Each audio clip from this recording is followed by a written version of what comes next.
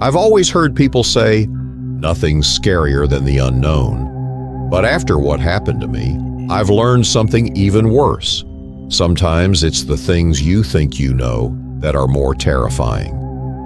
This is the story of a night I'll never forget, when a simple pizza delivery turned into something that made me question everything. It was supposed to be just another night at work, but that night, something was off.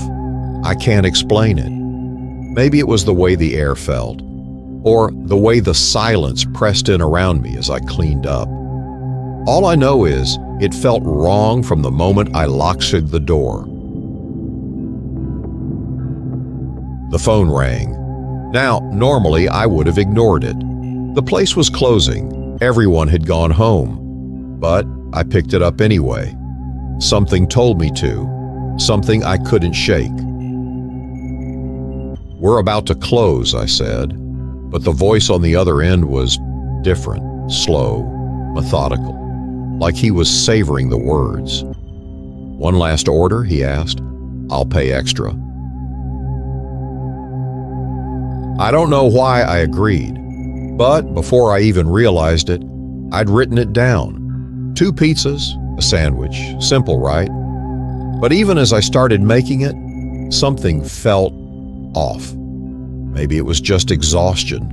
Maybe. I didn't want anyone else handling the order.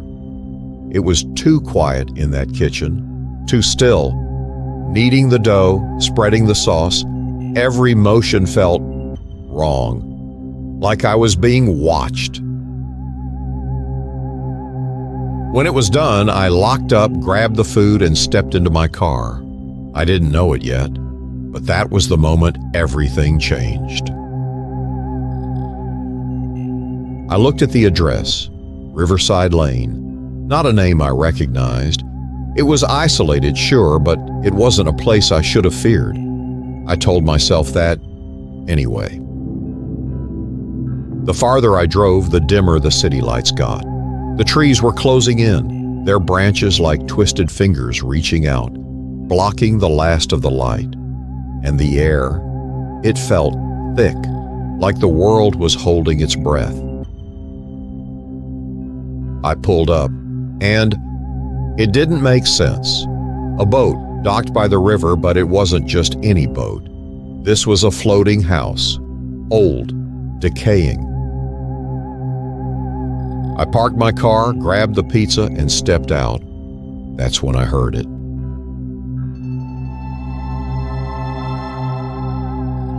It was faint at first, like an old record, the kind you find in thrift stores, scratchy, haunted.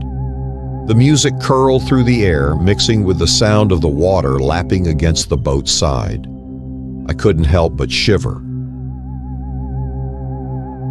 And then I saw it, the door, slightly ajar.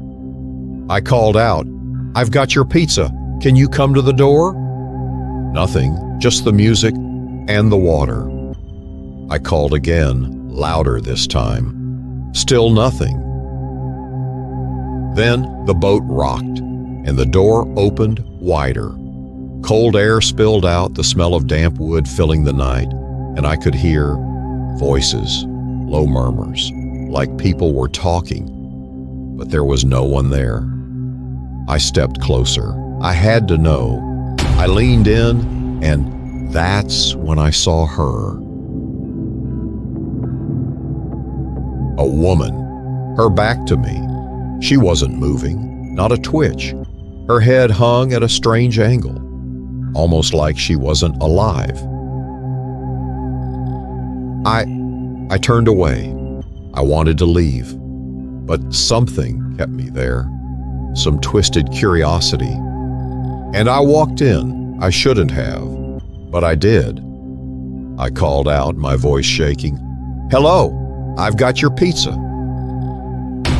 That's when I saw them. They weren't normal. They were disoriented, like they didn't even know where they were. Their movements were fast, erratic. They didn't seem right, not at all. I don't know how long I stood there, frozen, before it hit me. The food hit the floor with a dull thud. They turned to look at me, their eyes vacant, empty, like they were struggling to see me, struggling to understand I was there.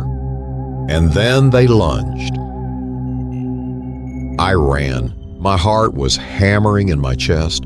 I could hear them shouting, garbled, frantic, but I couldn't make out the words. I didn't care.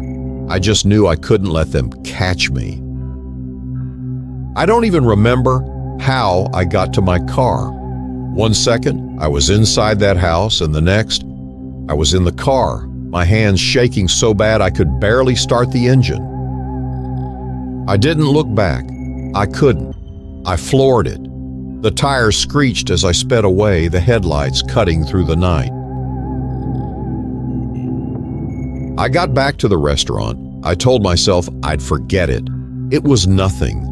But every time I close my eyes, I see her face, her broken neck.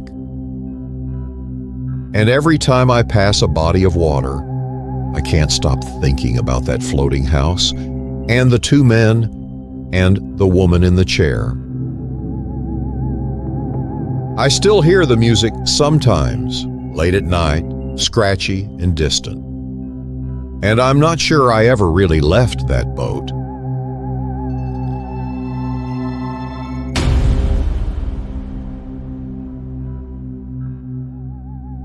Get out while you still can.